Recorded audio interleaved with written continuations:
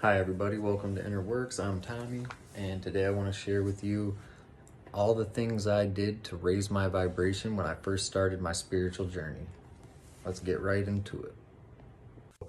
First thing, cut out any mind-altering substances. They harness so much negative energy and just anything that has to do with them. A lot of bad comes with those things, so all the negativeness comes with drugs and alcohol. They attract bad spirits and negativity in general, so cut those out. The next thing, I started getting into yoga.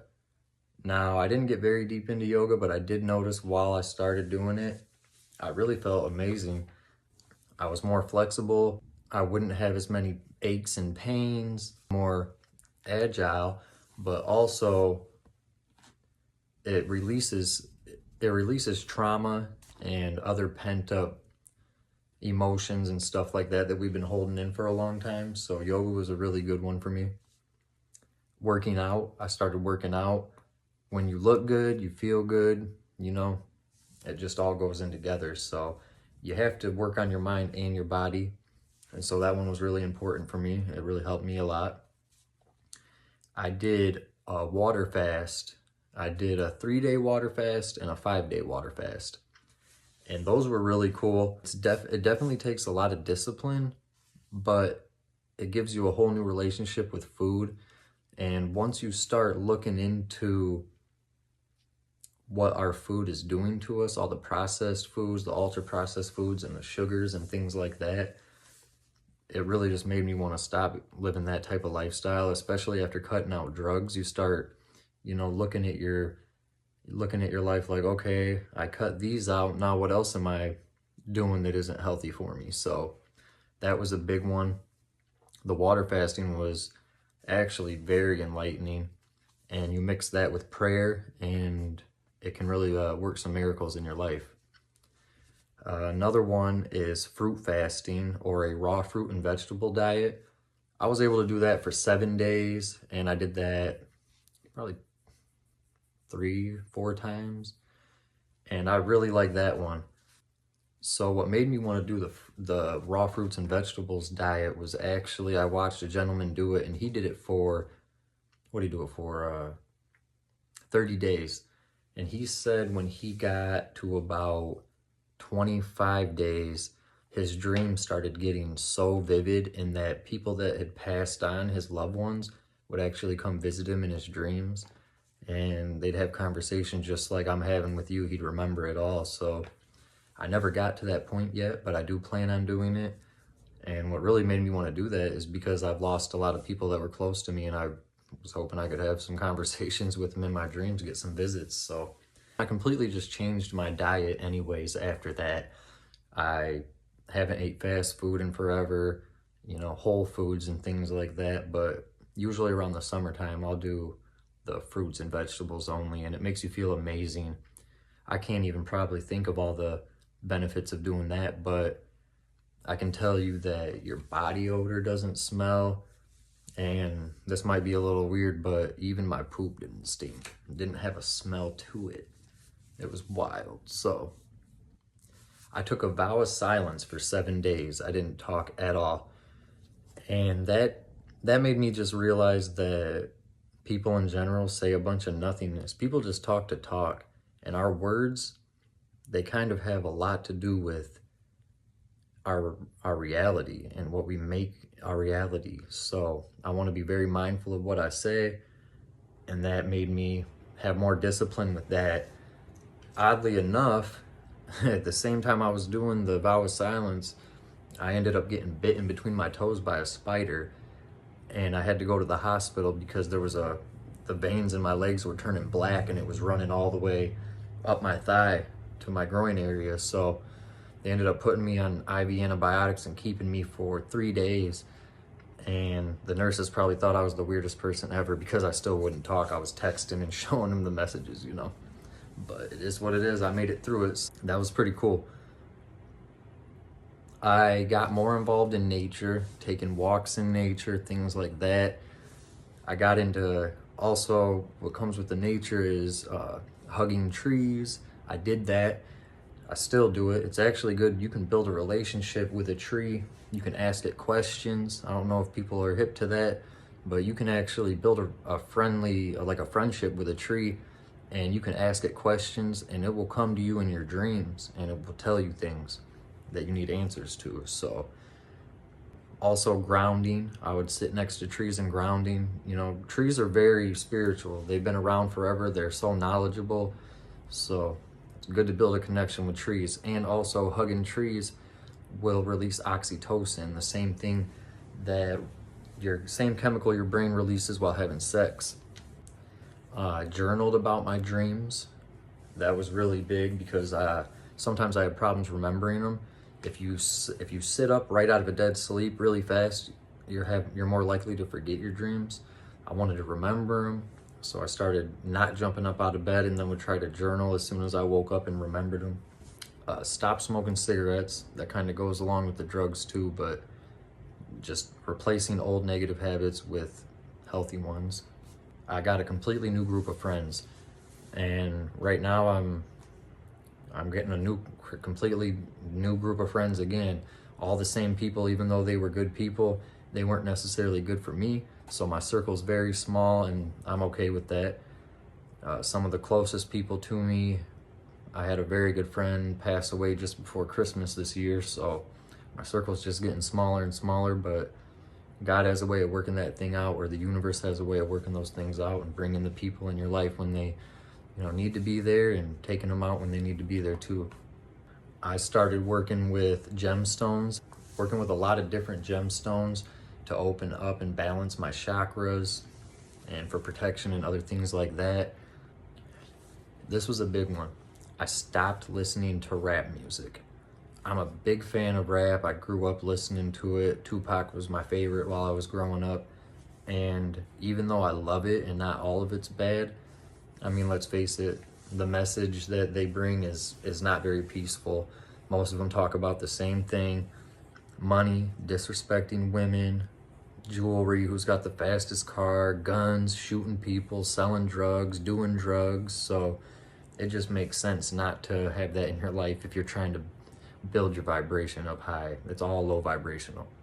I still do listen to some rap, but as I'm getting back into my spiritual journey now, I will be cutting that out also, or only listening to high vibrational. I still listen to some Kevin Gates and stuff because his newer stuff is starting to be more high vibrational. So I will pick and choose and pick what I feel like is better for me or whatever.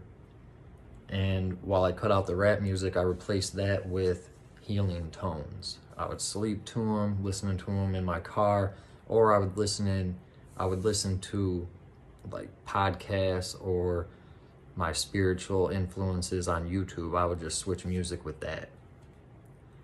Started using herbs and supplements. Now, I named a couple of them in another video. Some of the supplements I didn't name, but I use Shilajit a lot, sea moss, if you can find legit sea moss. Those things are great. I really recommend people look into those. They can balance hormones in women and men, raise testosterone in men. I know as we get older, us men, we have our testosterone drop and things like that. So if you haven't heard about Shilajit, go research that. I promise you, you will not be disappointed in that. Some of the herbs that I mentioned in another video would be like pau d'arco, holy basil, but I would do other things too. You can do milk thistle and dandelion seed and stuff like that. It's cleansing your liver and things like that. There's different herbs for different functions. So, if you're having any type of problem, you can research a herb and you can get a herb that will help with that problem. Although I did quit with illicit drugs and things like that, I did take mushrooms, psilocybin, magic mushrooms. And I mean, too much of anything's not good, but I don't feel like I was abusing them like that, I mean, I was getting high off of them, obviously. I was tripping my balls off, but I really gained some consciousness off that, and I feel like I was way more in tune with the universe. I mean, I can't really recommend those to anybody. I will tell you this, don't underestimate them, but those can be a great tool for spiritual enlightenment, definitely. I started reading more, primarily self-help books or manifestation books, things like that. Think and Grow Rich, The Awakening of Kundalini, any type of meditation. I don't have my books here with me. They're at the storage unit, or I would name off some more, but it's really too hard for me to remember all the books I read. I'm a little book junkie. I really like reading, so. Following spiritual teachers on YouTube. Definitely started getting really big into that. Bob Proctor for manifestation, Napoleon Hill.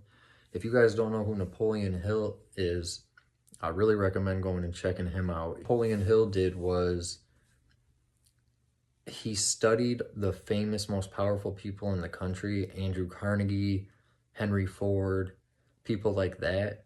And he studied them for, I think it was 20 years. And then he wrote a whole, it wasn't even a lecture. It was basically, it was a guide on how these people became successful. He has something called the Keys to Success and the Mastermind Principle. And that's where you join forces with somebody else. It's usually like a significant other to obtain a certain goal. You guys both have the same goal that you want to reach. And when you have two people working on the same goal, you're more likely to get it. So I really recommend going to check out Napoleon Hill and his teachings, because I can't really explain how good he is, but he's that dude. So Bob Proctor, Napoleon Hill, Master Sri Akarshana. We got Brother Yosef and Bill Donahue. Those are some of them that I could recommend. Daily affirmations. Daily affirmations. That's a really big one. You wake up in the morning, tell yourself, this is going to be a great day. Today I'm going to win. I'm beautiful. I'm happy. I love my life. I love myself. People love me. You can write things on your mirrors, little notes around your house and things like that. Just so you're seeing them all the time, you know? Even if you have to trick yourself and lie to yourself, your subconscious mind is going to start believing it eventually. So it's very, very good to do.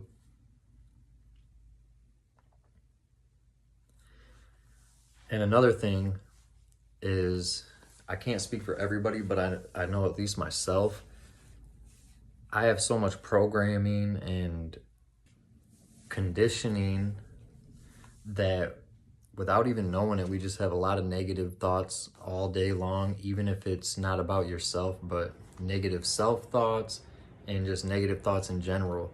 So instead of thinking things like, I can't do that, or whenever I would start having some stinking thinking and I wasn't being nice to myself, or I was, thinking bad things about other people, I would replace that with a positive saying.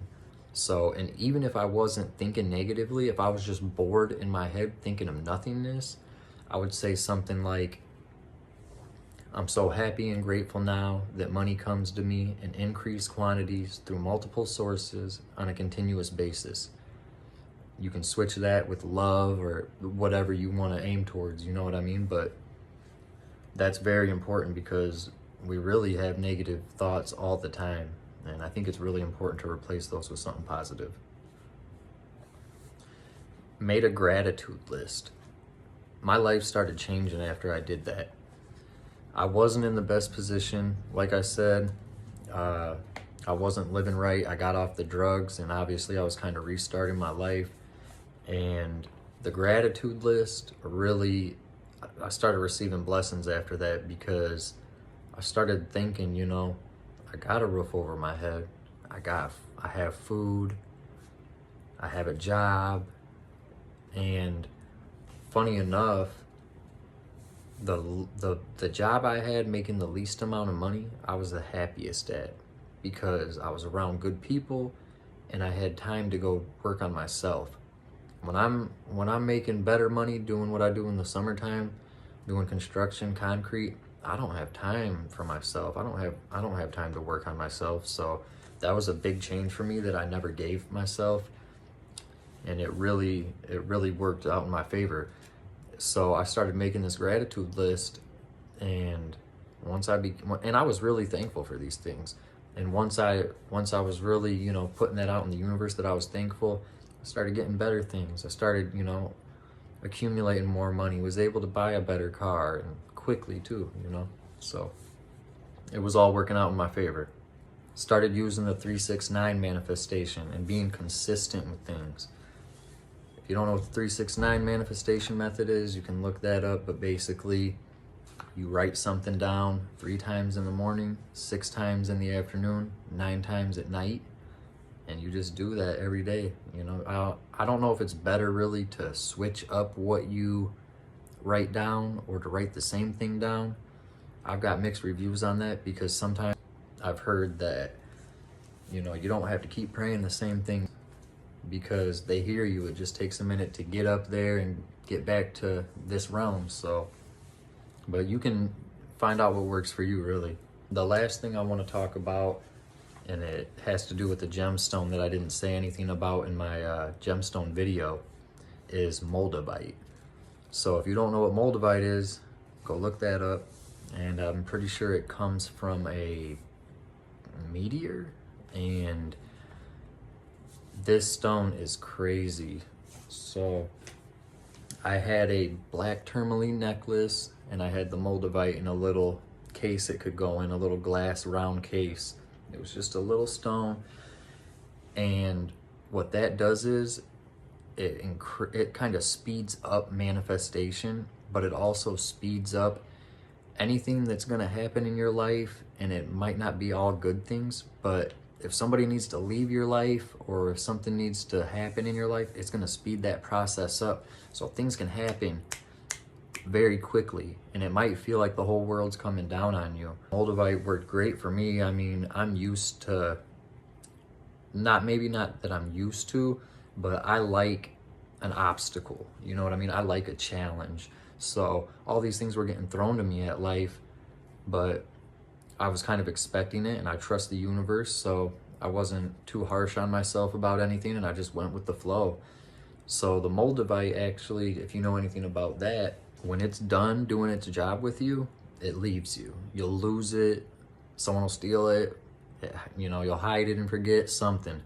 And that actually happened to me. I lost it a couple times, and I was able to retrieve it. And when I was at probably the height of my spiritual journey, after I went through the dark night of the soul and all that, and then I started doing all these practices, and my life started getting better, I thought I had it in my car, but I might have left it at the gym, and I asked them, and they couldn't find it. So we'll part ways with you. And the last time mine parted ways, that was it forever. So I guess its mission was complete, and I didn't need it anymore. So I haven't went and got another one. I probably won't. So that's the story with the moldavite. And that was it for my list. That's everything I could remember that I did. There might have been more, but I just did basically everything I could think of to try to raise my vibration. Thank you so much for watching, and stay tuned for more videos. I hope this one helps somebody.